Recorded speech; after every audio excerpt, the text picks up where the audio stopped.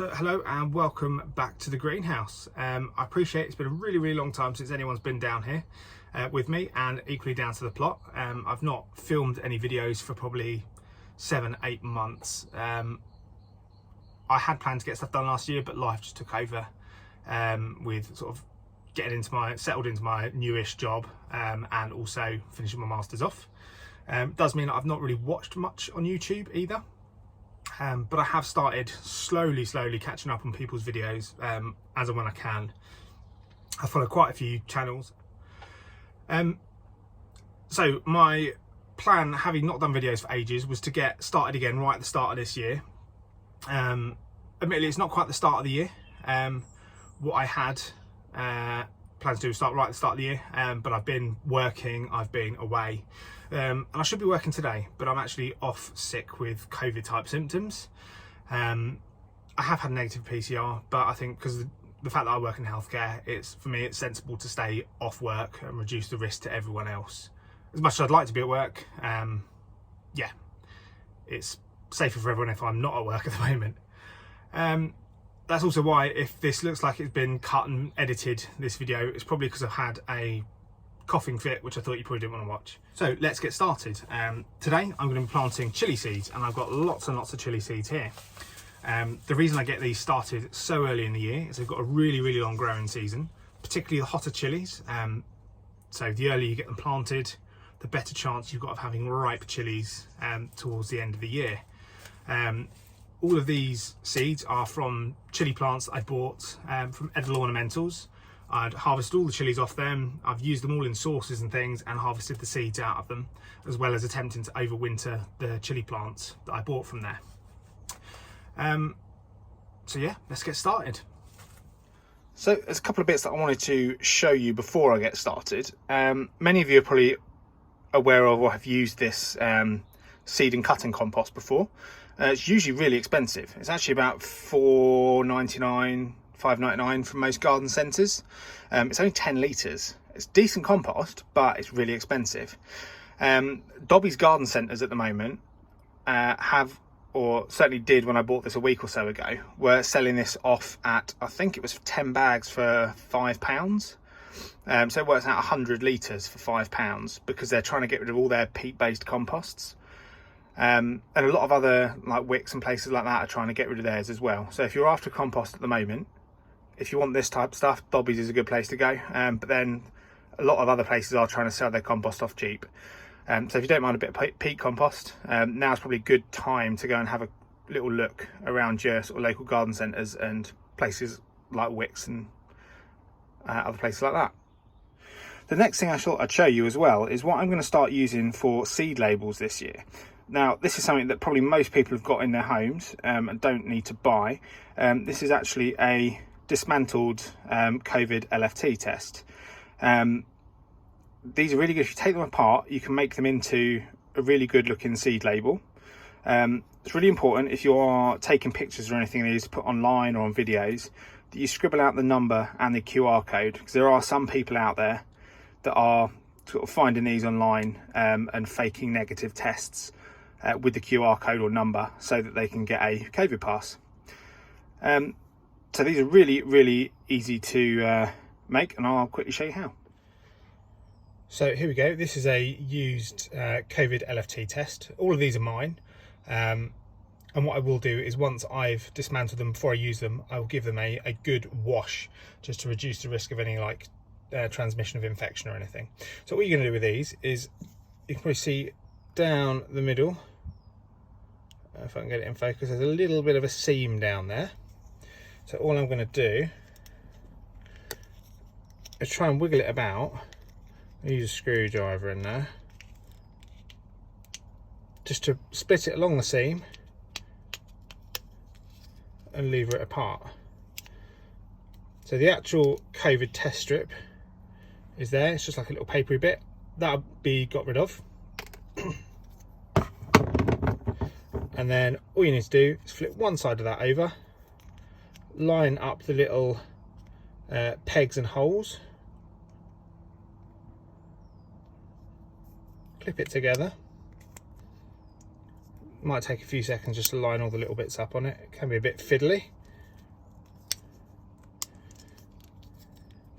press it all together, and there we go. Saves getting rid of all the COVID tests in the bin. It means they're actually useful for something else other than testing for COVID. Right, so there we go. That's the compost that we've got. It's a really fine mix, which is really good for seed planting. If I haven't got this, I just use normal multi-purpose that I sieve, and usually mix in a bit of vermiculite or something like that.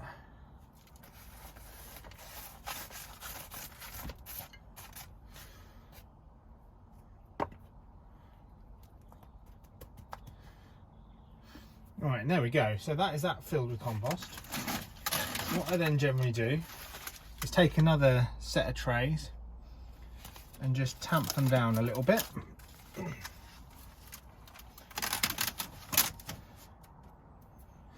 And then we're ready to start doing our seeds. So the first seeds that I'm going to do are a chilli called Armageddon, which is supposed to be really hot. And I can tell you, having eaten some chilies out of some chili sauce made with Armageddon, it is hot. So what I'm going to use to write on these is one of these pencils. This is called a China graph marker. These are really, really good. So we use these at work, which is how I found out about them. We use them to write on the tags for our breathing apparatus. It stays on there, it's waterproof, but what it does then mean is that you can rub it off, which does mean that these can be reused again.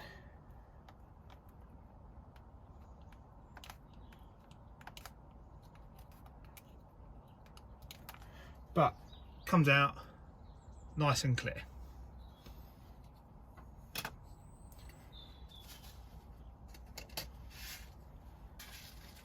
So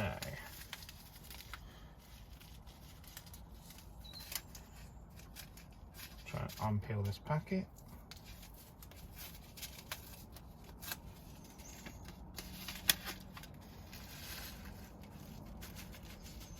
And I'll definitely warn you with these chili seeds,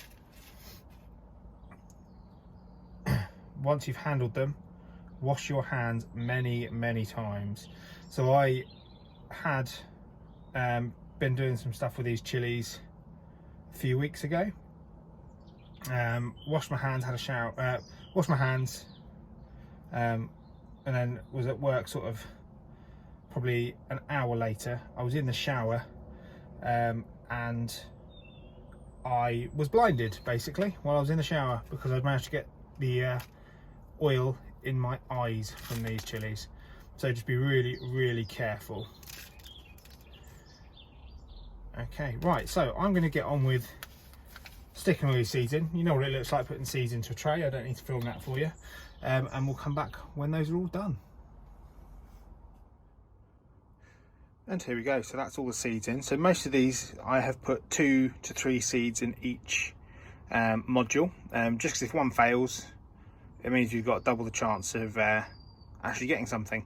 So the ones that we've planted today, we've got some Armageddon, some Fatali, some chocolate habaneros, some lemon drop, some orange drop, some Dorset Naga, some Butcherlochia, and some Scotch bonnet chilies, all of which are fairly hot and do have a fairly long growing season. So all that's left to do now is cover these up.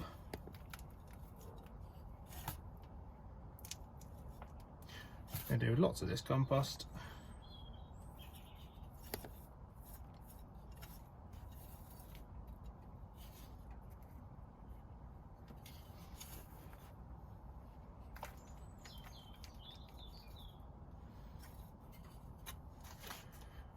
Level it all off.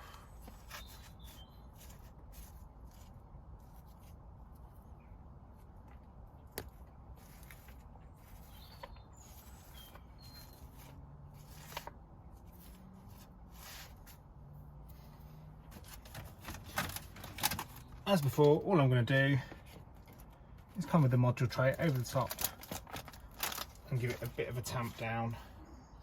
And the ones next to the labels, I am just going to do with my fingers, just because the module tray above won't fit in with those labels.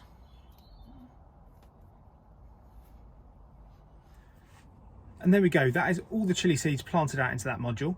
Normally I would keep those in the grow cabinets in the greenhouse, but this greenhouse is going to be moved about a little bit over the coming months, just having loads of stuff done in the garden, like a new fence and that sort of stuff. So these are going to be kept inside, and I will show you where they're going to be kept for the time being. So we're in one of our spare rooms now. As you can see, I've got the module tray in a heated grow tray, which is under this IKEA grow light. As you can see, we've got 3 LED lights under there. And within this grow tray here, we've got capillary matting to hopefully keep these well watered. So that's going to be it from this video.